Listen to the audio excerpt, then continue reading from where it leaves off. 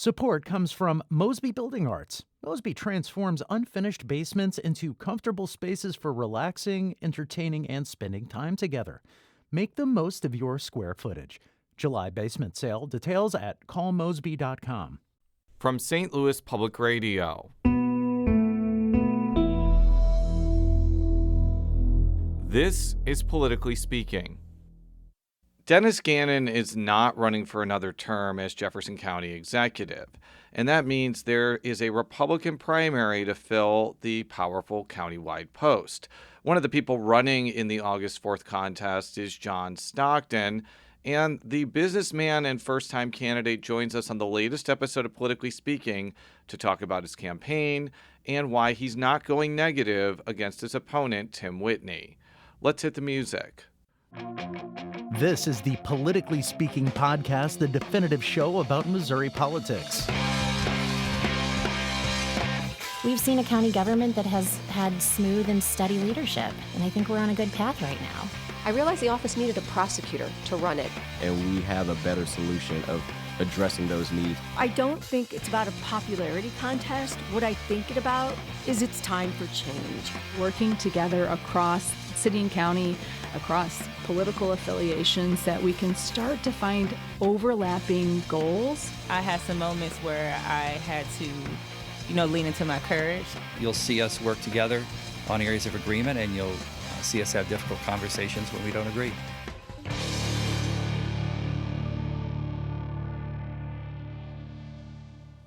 And welcome to Politically Speaking. I'm your host, St. Louis Public Radio's politics correspondent, Jason Rosenbaum. Joining me in studio today, he is one of two Republican aspirants to be the next Jefferson County executive. Our guest today is John Stockton. Welcome to the show. I do have to ask, how often do you get confused with the former Utah Jazz player? On a regular basis. It literally, Jason, almost every single day. Someone makes a comment. As a kid, I used to carry around a basketball card of him and thought, look how cool this guy is. I've got the same name, and it's been a lifelong journey. It's been a blessing, actually. This is a fun fact. There are actually two other Jason Rosenbaums who are involved in politics somehow, and both of them knew my wife at a certain point because they either went to Northwestern at the same time as my wife, or they were friends with people at Northwestern. I have not met the other two Jason Rosenbaums, though, but that is I have gotten an email or two meant for one of them, and I said, wrong Jason Rosenbaum. But so tell us a little bit about yourself, what you were doing before you decided to get into this race, and just your overall background, because I think this is your first run for anything, correct? Yes.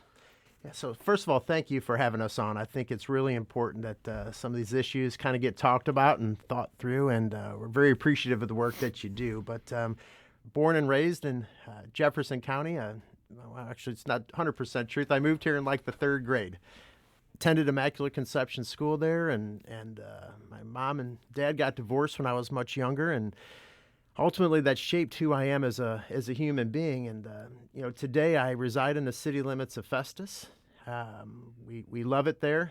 It's our dream home. We built it in new construction about 22 years ago, and currently we own several businesses, and we're somewhat semi-retired. We've got great managers and have been able to push off that workload to other people. So, what is it about Jefferson County that is attractive for you to stay there after you grew up there? It's the people. It's just different there. It's much more family. Just this weekend we were at a fireworks celebration, and people were just high-fiving, and it was just this amazing community event, and people were chanting the national anthem and different things like that, and it's just beautiful. It's the people. And on Saturday we went to a parade, and just people were just so excited to have walk down the thing, and for me it's the people. So Dennis Gannon has been Jefferson County executive for I think about 8 years. Correct. He decided not to run again, which opened up this open race. Your main opponent is Tim Whitney, who works for the Jefferson County Sheriff's Department. What prompted you to run for this office? It seems like this is a high pressure job. It is a job where I think you have a lot of power to change things. But what I've noticed in county government in St. Louis County and St. Charles County, a lot of scrutiny too. So why did you want to get into this specific arena? It's a good question. I think there comes a point in time where it's not about titles or positions anymore in my life. It's about ultimately giving back to the county that's given me everything. You know, like I said, we were raised with literally nothing. We didn't know how poor that we were. And looking back on it, we just want to come back and say, okay, Jefferson County, this has shaped me, my moral code, who I am as a person. And we ultimately want to be able to give that back and instill that into the next generation, is that you can do great things if you're willing to put your neck out there and do it. With that even said a little bit more is why now? Like you said, Dennis Gannon's retiring. I think Mr. Gannon's done a good job. He's been that rock that's been there for a while. He's been consistent.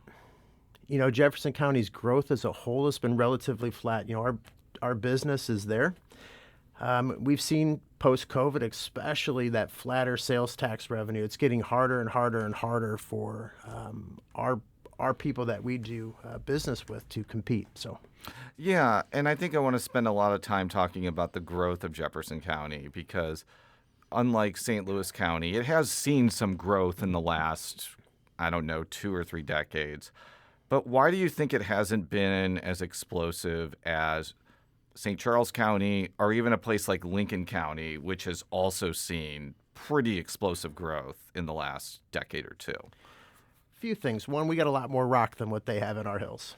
You know, I mean, there's a reason it's called High Ridge for a reason. Yeah, just to interrupt you, my cousin used to live in High Ridge, and it was very noticeable how less flat it was than those places I mentioned. But continue. Yeah. Because it's hilly, or it takes a lot more to excavate and go through that. I also think sometimes the proximity to a major airport. You know, from my house to get to Lambert is approximately an hour and 15 minutes. It's a long time, versus an executive or a corporation can put a project out in West St. Louis County, or they can get to an airport relatively quickly within 30 minutes and be on and off a plane in a day. So I think those are two things for sure. So, what do you think needs to be done in terms of the county doing policy making to accelerate the growth of Jefferson County? What I've noticed since we've started running is our county council I feel like we've done a good job of trying to be proactive and get ahead of some of the things that they see coming. Data centers and infrastructure issues. They're starting to talk about some of that stuff. It's very early on in some of their decisions, and we've got a master plan and some of those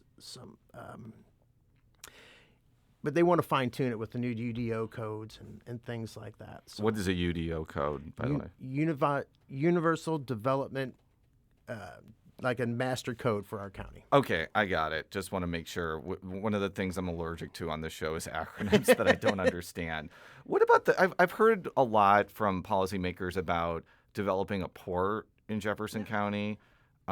I will be very candid. It is not something I have been following like minute by minute. But where is that now, and what would you want to do as county executive to bring that port forward, so to speak? The main port is in Herculaneum, Missouri.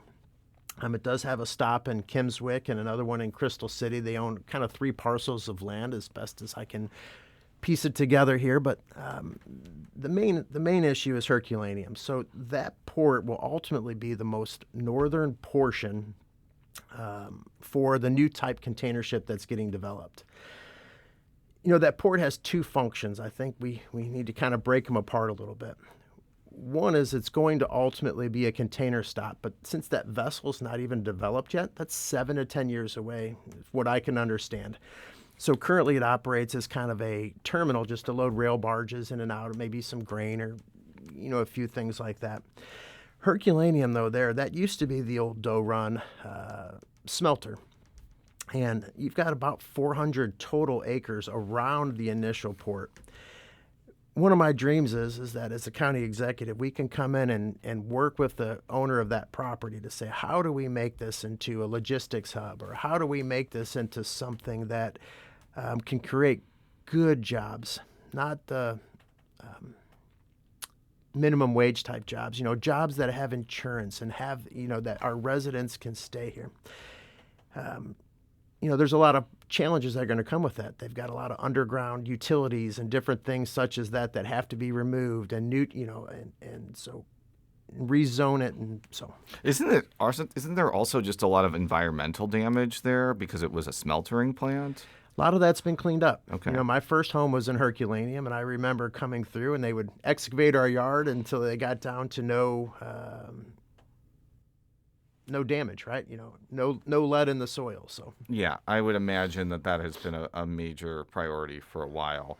How would you work with some of the municipalities if you're county executive? Well, one thing I've noticed is there's often a lot of tension in St. Louis County and even St. Charles County between the municipalities and the county government.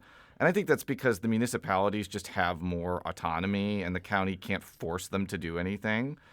But what would you want the relationship to be between the two? Because I haven't really heard a lot of Dennis Gannon is mad at the mayor of Herculaneum or they're mad at the Festus City Council for some reason, as much as the other two. So what would you want the relationship to be? I think the perfect working relationship would be is that we always get along. And the county executive's role to me is, yes, it's about budgets and policies and different things like that, but oftentimes it's just about being a cheerleader and telling people how great of a community that Jefferson County is. And if a development goes in Arnold, that just makes Jefferson County stronger. If it goes in Festus, it makes Jefferson County stronger. Burns Mill or High Ridge, it doesn't matter. It ultimately is whatever makes the county stronger as a whole and provides good jobs and a higher tax base for, that we can provide essential services. That's the key. Do you know how much of Jefferson County is unincorporated? Is it a large amount? Approximately 75%. Yeah, so that's much more than St. Louis County or St. Charles County. But is one of the problems is not necessarily the right word, is one of the challenges is that the majority of that unincorporated area is in the southern part, which is really hard to develop, essentially? Yeah, there's a lot of unincorporated areas. Basically, 55 for all intensive purposes going down is pretty well developed. Once you get over 21, we have three main corridors, 55, 21, Highway 30. They're really independent of each other because we don't have that east-west gateway that comes from 55 all the way over to Highway 30. MM is 4 lanes that goes over, but it stops at 21, and then you go to a 2-lane highway. Highway A in Festus cuts across, and it's 2 lanes, and it really needs to probably be 5 lanes to get out to Jefferson College. So there's some definite larger infrastructure things that need to take place to ultimately develop and drive business down into this area. Is part of that getting money from the federal government, or would some of it might be MoDOT, but it sounds like some of those are county maintained roads, so some of it may require county money. Correct. It's probably going to be both. Yeah. Some of these are large projects. To go from MM Highway, where it's 2 lanes or 4 lanes currently, all the way out to Highway 44 to make the port something that's really sustainable and long term, where you can really get a logistics hub out. That's probably 30 years into the making, right? That's just not going to be something that happens overnight. But we've got to start talking about the future. This is probably something that's beyond your control, but one of the things that St. Charles County just got for now is that their entire county is now in 1 congressional district. Jefferson County, I think, is in 2. There's been points. I don't know if there's points where it's been in 3. But does not having 1 congressperson for Jefferson County make it more difficult to get federal dollars? Or is it actually a boon because then you get 2 people working for Jefferson County, basically? I think it's a boon as a person. Okay, why? And the reason is because now you've got 2 people. And as long as they're unified and they understand what the objection is, or not objection, but the path is for them, then together they can go and work behind the scenes to get what needs to be done. When it's just one person, it's one voice, it's them. When it's two people, there's two paths to get down. We need to take a quick break, but when we return, we'll continue our conversation with Jefferson County Executive Hopeful John Stockton. And we're back on Politically Speaking with John Stockton. He is one of two Republicans running for Jefferson County Executive. So you mentioned data centers, and you said that you live in Festus, which has been ground zero for the entire kerfluffle over data centers in the region. I mean, technically it started in St. Charles City, and then the people there rejected it, and then it just sort of has moved to Festus, and now it's in Montgomery County, and it's in the city. What is your overall view of like what happened in Festus? Because that one has been particularly controversial and has even gotten some national attention as well. Yeah, I appreciate you asking. And I think what happened in Festus is that when they knew that it was coming, they just didn't come out and talk to the people early enough. They didn't come out and say the benefits, the pros, the cons. It was held closely to their chest, and the people didn't feel like they had input. You know, living where I live, I live in Ward 4 of Festus, like on the grid. And I got lots of friends where the data center's literally going in their backyard. You know, and they're hurt by it. And people just on the other side of it, that's all in the county, you know, because we don't have those density of neighborhood and I don't know what the word I'm looking for, but you've got a line, half of that's county and then half of it's really city of Festus. And Festus annexed that land. And it was done so quickly, I think that there's just a lot of hurt feelings over it. I think that there were potentially better places to put it. I'm not an anti-data center person. I think there comes a point where we need them. If we're not going to build them, another country is going to build them. It's going to move to a different area. So I'm excited to at least talk through it, but I think that the community input has got to be. It's got to be there. It could have went in that Herculaneum port, right? There's 400 acres up there. It could have went south in between the Ameren plant and the lime plant that's down there. That's already zoned industrial, right? There's places that it could have went that would have had limited or almost no environmental impacts. So this is probably an idea that literally is popping into my head right now. But I'm sure that like the cities wanted them in Festus proper because then they could get a lot of revenue from it. With the caveat that you cannot just put a data center everywhere in unincorporated Jefferson County. Is it possible to build some in unincorporated Jefferson County and maybe come up with a deal where you split some of the revenue with some of the municipalities so they're not like fighting over this, and then it's just different because then you're dealing with a county government that just tends to have more scrutiny than a city government. Yeah, it's a great thing, and I think if shared or co-op, if you can do it across all branches, would be great. Festus is going to potentially get a windfall if it ultimately can go in. You know, who knows what's happening behind the scenes? I'm not involved in government at this point. I'm told that there's at least 2 more, and I've heard as many as 5 more data centers wanting to come to our area. You know, for one, we've got a lot of water. You know, we do have the Mississippi River. We've got a large aquifer underneath us. So we do have high-speed fiber lines that run underneath. You know, as county executive, I think that you can mitigate the damage, you know, and I'm a firm believer in it should never cost the people any money. That is a big deal to me. If it's going to raise the electric rates or raise water rates or have to put additional infrastructure in place, I just don't agree with that. You know, what I've heard from people is that the water use is actually, they're developing technology to make that better. But they really haven't figured out a way to make these data centers like use less power. They just use an insane amount of power compared to things. And let me throw something out at you. Yeah. So no one's talked about this Sure. yet. Technology is being developed now called a small modular nuclear reactor. Yeah. Okay. You could power these data centers with the size of an ocean container, basically, for all practical purposes. It's 5 to 7 years away. Yep. I think if you can power these things, ultimately there could be a benefit that says, hey, look, data center, you have to supply your own power. Ameren had shut down the 2 power plants in one was in St. Louis County, the other one was in Rush Island. It was shut down. Now they're bringing it back on as LNG plants. Nuclear is by far the cleanest, most efficient energy that's out there. It's not as trendy. It's not as, everyone thinks Chernobyl, right? And all these bad places. But I think that 8 SMRs could ultimately power the whole county. How fantastic would it be to say, okay, we're open to having these conversations, but the residents also need something, right? Versus us writing our checks to Ameren. Yeah, well, the other thing, too, that I'm thinking of, and I've kind of gone, it's kind of funny that I'm mentioning this because I kind of went back and forth with my stepfather, who has been working with computers his entire life. And I was like, eventually they're going to come up with technology to put all of this data or this operating system, whatever, because a lot of this is fueling artificial intelligence programs. There's an incentive to make it smaller and to put all those things into smaller containers. Because if you have I don't know how many acres this Festus. 400, give or take. Yeah.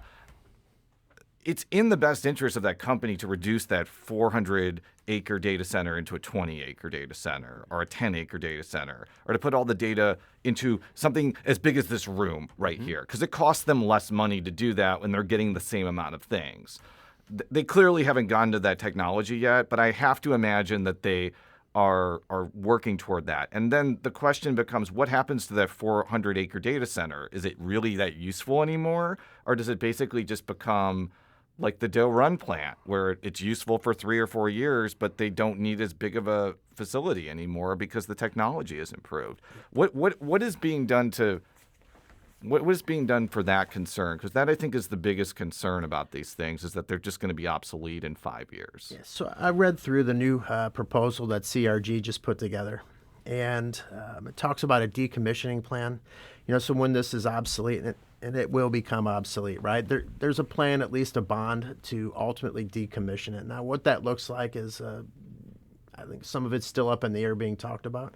But I think there comes a point in our lifetimes that you're going to see Elon Musk put these in space, because it's going to be cooler. Because it's the cooling issue and these things. That's what takes the water and the electric and those things. So yeah, hopefully they don't explode, though, because that would be very inconvenient if some of that material crashed in the earth. But whatever you think about Elon Musk, and I have a lot of opinions about what he's done with Twitter, Starlink has been a pretty good product, although I don't think he personally invented it. I think that he just invested in the technology.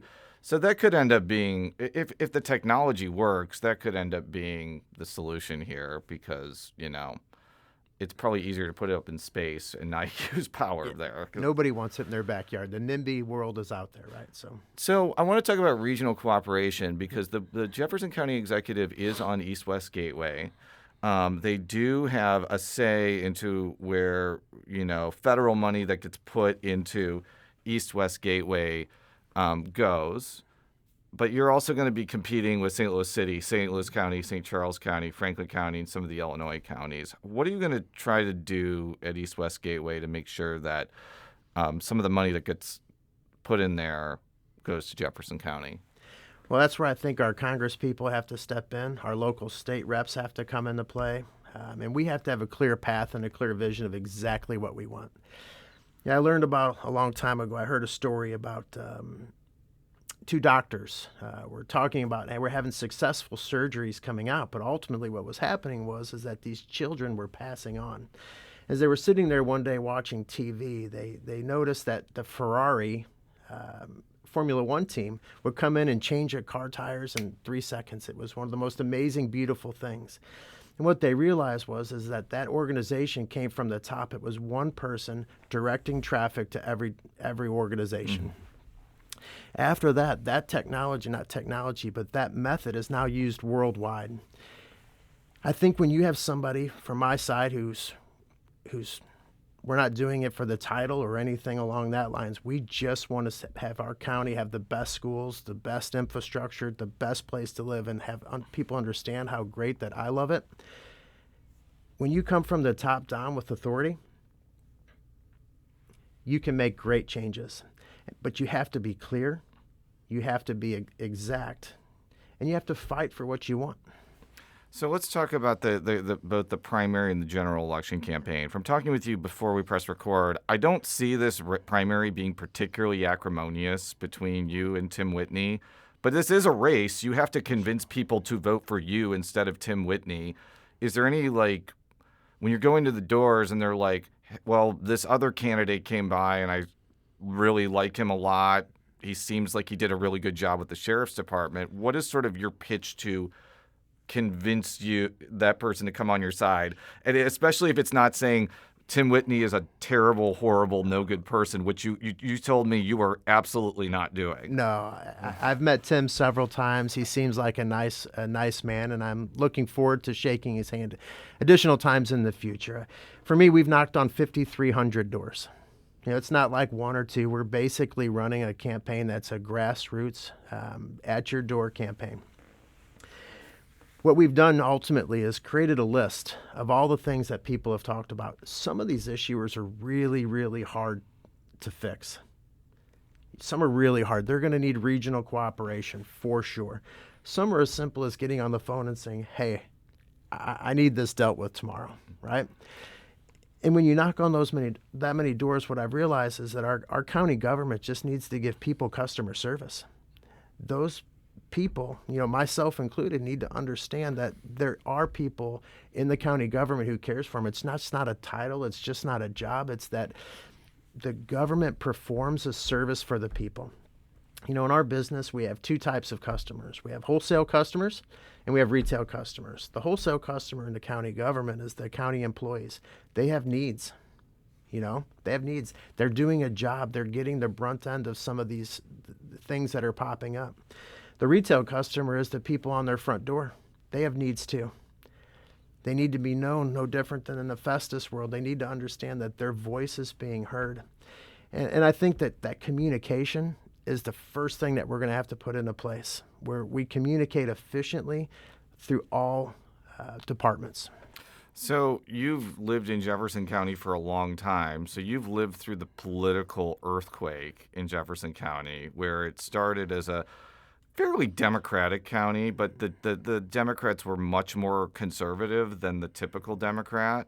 Then it became like the most hotly contested 50-50 county in the state in 2016 and 2018, and now it is like super red. Are there any Democrats elected in Jefferson County anymore? None that I'm aware of. Yeah. So to put this in perspective, when I started covering Missouri politics in 2006, filing had basically ended in 2008, and 3 Jefferson County state reps who shared an office popped champagne because they were all unopposed. I think the next cycle they all lost to Republicans. Why? Okay, I'm interested. Why do you think that shift happened so? I wouldn't say it happened rapidly, because I think it was. There's always been competitiveness in Jefferson County, but now it just seems like this is a Republican wins the primary county as opposed to a 50-50 county. What happened, in your opinion? I would love if we knew that answer. I think we'd all be prophets in life. Yes. Right? For us, I think it's the overall cohesiveness. And as you come in, and in my particular neighborhood, it's extremely safe. People want that. They want that fellowship. They want that friendship. It's the churches that are on your corner that are giving back to the community, that are helping people, that are instilling that we just want to be nice and not beat each other up. No different than in this race, Jason. And people want that. I think if you're looking for conflict, we can find it. But in our county, I don't feel like it's, at least in this race and in the world that I live in, we're not looking for it. What we're looking for is to just make it great. So, I think one of the other things that happened is there's been a national trend for what I would say blue collar workers are. I want to say people who belong to like trade unions, especially. They have been shifting more conservatively and more Republican, especially since Donald Trump came to office. And Jefferson County has a lot of trade union people that live there. Do you think that's also also helping towards that shift? Because I think Jefferson County voted to kill right to work with like 70% of the vote, and then turned around and voted for Trump with 70% of the vote. So there's definitely like a labor-minded appeal there in many respects. But what do you think about that? Yeah, our labor unions have done a great job down there. They've built a ton of great projects, and we look forward to working with them in the future and some other projects and getting stuff done. But I think just in general, it really is our school systems and things like that people just want that safety in this, and I think that's what it is. It's just a good place to live, Jason. So this is an election cycle that will be happening with a bunch of other national elections on the ballot. This is an odd election cycle in Missouri, where the only statewide office up for a vote is auditor, and frankly, that race is not very competitive right now. But nationally, the president's approval ratings are in the 30s or 40s. Typically, the midterms, the president's party does worse. Do you think the general election could be a little bit more competitive this cycle, or do you think that the primary is basically the election still? The primary is going to be the election in this one in our county. I do think that the primary this time, the governor came in and put 4 amendments on the ballot. My hope is that voter apathy doesn't take place. Whether or not people like me or like Mr. Tim, at the end of the day, it's our civic responsibility to get out and vote. More than anything, that's what I want to see people do. And since we've got 4 amendments, I think that's going to hopefully push people to go out and vote. And in the general election, you're going to have another big one, Amendment 3. Is going to be on there. I think you're going to have 2 higher than normal vote outs, at least in Jefferson County for sure. Because people are definitely talking about that as I meet them. Well, thank you so much for joining us today. Politically Speaking is a product of St. Louis Public Radio, which is part of the University of Missouri system.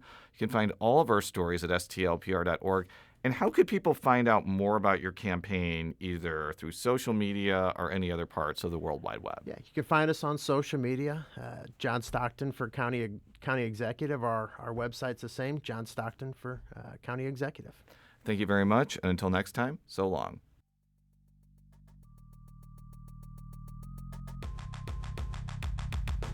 Politically Speaking is produced by Sarah Kellogg, Rachel Lippman, and me, Jason Rosenbaum. The show is edited by Fred Ehrlich. Read all of our coverage at stlpr.org, and if you haven't already, make sure to subscribe to Politically Speaking by searching the term Politically Speaking on Apple Podcasts. From St. Louis Public Radio, this is Politically Speaking. Support comes from Mosby Building Arts, creating laundry rooms with improved storage, workspace, and everyday function for one of the home's most used spaces. Inspiration at callmosby.com.